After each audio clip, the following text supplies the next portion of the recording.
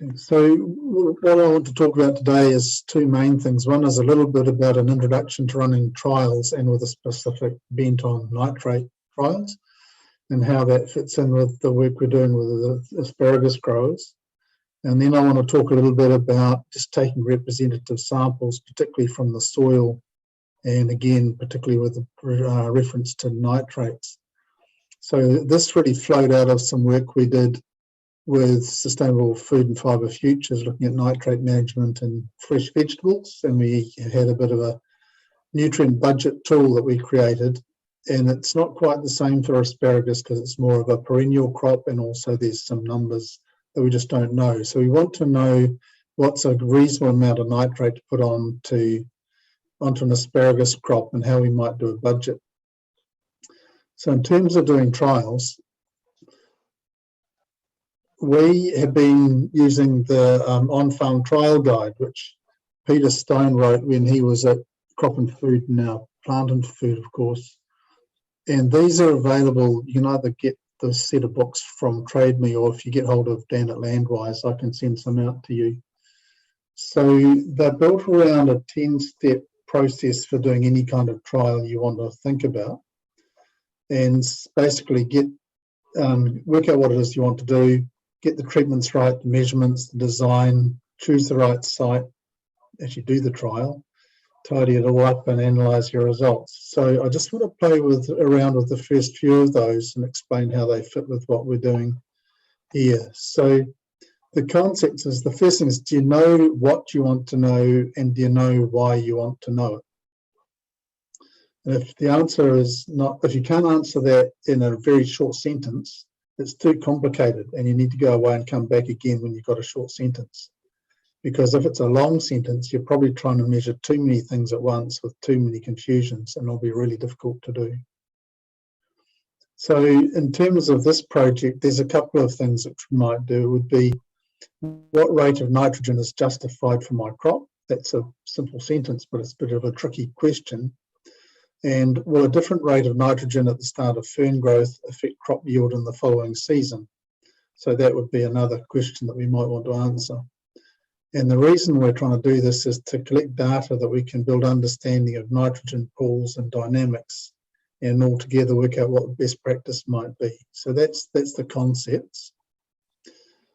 So we picked on grower practice versus something else. And this is just a picture of making sure it's a something else. So broadcast fertiliser, we went on. We put covers over to stop it landing on some of the beds. We removed all the fertiliser and then put on a different rate to make sure that we had actually a comparison treatment to look at. Next one is getting the treatments right. And if it's a fertiliser trial, will a head-to-head comparison of high and low rates give you the information you need? And one of the recommendations is that your two fertiliser rates want to differ by at least 20%. And if you don't change them by a reasonable amount, it's going to be really hard to pick up any differences. And if you want to do that, can you actually apply those rates of fertiliser? And so one of the things we built into the project was calibrating fertiliser equipment to make sure that the rate we think we're putting on is the rate we're putting on. So we've done several machines, but there's some others that we could have a crack at if we wanted to. And the next one is getting the measurements right. And Peter broke it down into measurements that you do before you start the trial, during the trial, the end of the trial, and after the trial. And what we're looking at is yield from asparagus spear, yield and quality. We're looking at the soil fertility to 150 millimetres, and that's because that's what everybody's measured for years. But we're also looking at the soil and root nitrate content down to 600 millimetres, hoping that that's the full depth of the rooting zone. And in most of the paddocks we're on, we're reasonably confident that is, because we either go into rocks or pumice or something pretty ugly when we get down below 600. And then we're about to go and start looking at fern nitrate as well, so that we can add up how much nitrate's in the soil, how much is in the roots, and how much is in the fern, and kind of build up the totals and follow those through. So that's our nitrogen pools: soil, fern, and roots. We do some measurements for a baseline, so we started at the beginning before we did anything different to check that all our plots were the same. We've been following that through at intervals on the way through, and when the paddock was closed up, we did another set of measurements at full fern growth, or just as the fern has pretty much stopped producing anything. We'll do another set. And then after this project, we're going to have to look at doing some more stuff next season to get the next crop's nitrate numbers. And also next season will be the best time to get the yield and quality data, because obviously it's that crop that follows the different fertiliser treatments. So getting the design right, have you chosen the best place for the trial? And in a minute, I'll show some slides on how you can do that, but it wants to be somewhere that's representative of something that's typical of what you farm. So you want to make sure that you haven't gone to a silly place. So don't go to the bad patch down the back, but maybe don't go to the one perfect patch you've got either. So think about that. Have you got at least 4 replicates of each treatment? And I'm going to show you that we don't. We've only got 3 for this trial. Have the treatments been randomised? And have they been arranged to get the best view from the site? So normally you'd have at least 4 plots to get decent statistics. We reduced that to 3 plots, so 3 of the farmer treatment, 3 of the alternative treatment at each site to reduce the workload for growers. But we are also looking to combine all of the trials for analysis so that we end up with quite a big data set to play with. So now I just want to talk about representative sampling. And that means what you're trying to do is get a sample that allows you to make decisions about managing an area of land. So you have to think about what sampling depth you're going to use. And that might be the standard depth, which for crops is typically 150 millimetres. Or you might go to the full rooting zone because you want to know how much nutrients are available to the plants you're growing. Or you might actually measure below the roots if you want to know, hey, have I lost stuff? Is there something that's gone down below where the roots can get it? And the key then is to take multiple samples, so you get it all over the place, mix those all together, combine them up, and then take a subsample out of that mixed up sample for analysis. And where do we actually take those cores from if we're doing a soil sample? We need to think about the paddock scale, so soil type changes in the paddock or different histories. Was it a different crop in one part of it last time or before? Different topography, so wet patches might be different to higher patches which don't drain the same.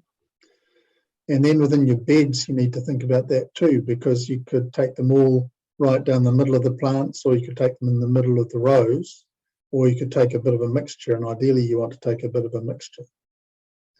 And the other thing to think about is operational differences. So when we've been working particularly with the fresh vegetable growers, quite often they will band the fertiliser on. And therefore you need to make sure that when you do sampling, you don't take all the soil cores from where the fertiliser went on, but you also don't want to take none from there, because then you won't get the idea of the fertiliser that's actually in the system. So if you've put fertiliser onto about 10% of the width, maybe about a 10% of your cores should come from that position. So just how to look at a paddock. There's a site called datafarming.com.au that I refer everybody to. And it's free. You just got to put in your email and sign up. And then you can mark out your paddock that you're interested in and have a look at it. So this is a Google Earth image of one of the asparagus paddocks. We don't know when this photo was taken because it's Google Earth and it's sometime in the last 50 years. But we can see that which paddock we're onto, and therefore we can mark out its boundaries.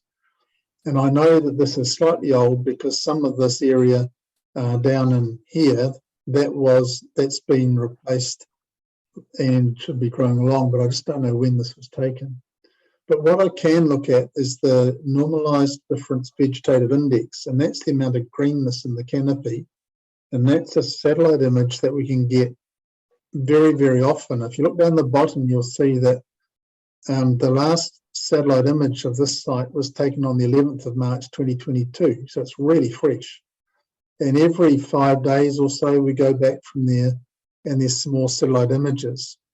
Now this, on the 19th, there was a lot of cloud around, so we want to be a bit cautious about that image, because if there's cloud on half the paddock and not on the other half, we'll get some really weird results. But the 11th looked pretty good, and we can go back through time as well. So this is actually an image taken on the 31st of December, so January. And in here what you're looking at is the asparagus crops, and the brown bit is not much greenness, and the green bit is a lot of greenness. So this is an area that's not even planted. You can see headlands along the top, and you can see a headland down the side. So that's what it was then.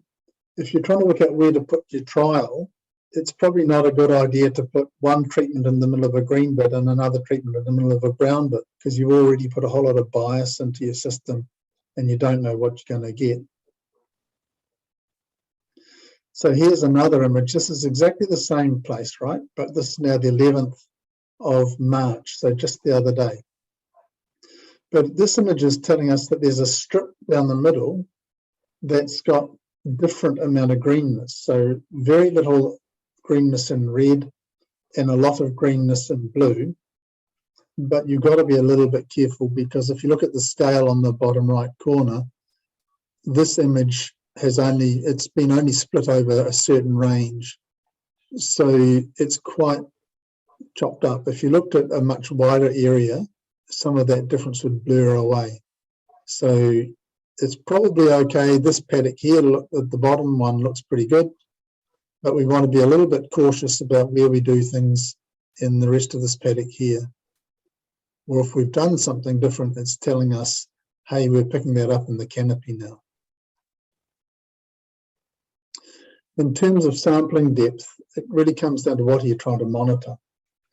And so for most things, you just want to go to the 150 for your standard lab test, because there's about 1 million, and in fact more than 1 million, soil tests which have been done and processed, and people have learnt from those, and all the trials which have been done, the kind of numbers you expect to see. And if you see less than this, you're probably going to have trouble. If you've got more than that, you might have trouble, but you certainly don't need all of that. It's in luxury. But for nitrogen, you might want to also think about sampling the whole root depth, because that's quite an active mineral. It's often not found in the top 150 if it's been raining, but if there's a whole lot of it just below that and the roots are just below that, they can suck it up. So we've been doing a lot of work for the last 5 years, and Plant and Food's certainly done a lot, and the Californians for years, measuring the full root depth and doing the quick nitrate test, or the nitrate quick test, to see how much is sitting in the pool. And that's what we're sort of doing for this trial with the asparagus growing. We're doing a 1 depth to 150, but then we're also doing 150 to 300 and 300 to 600 if the soil's that deep, to see how much nutrients in the whole system. Number of cores and what you core with. We found some of the sites very hard to get a standard corer in, but using this twist auger, we can get in even with a few stones around. You can see the picture on the right-hand side, the close-up of it. It's actually about 65 millimeters wide, so relatively wide. So we've been doing a few less cores than if we were using a skinny auger, because we end up with a lot of soil anyway, but we still want to get a reasonable number of cores, so sample different positions, and there's little chance that we've ended up with a big blob of fertilizer or an area that missed out.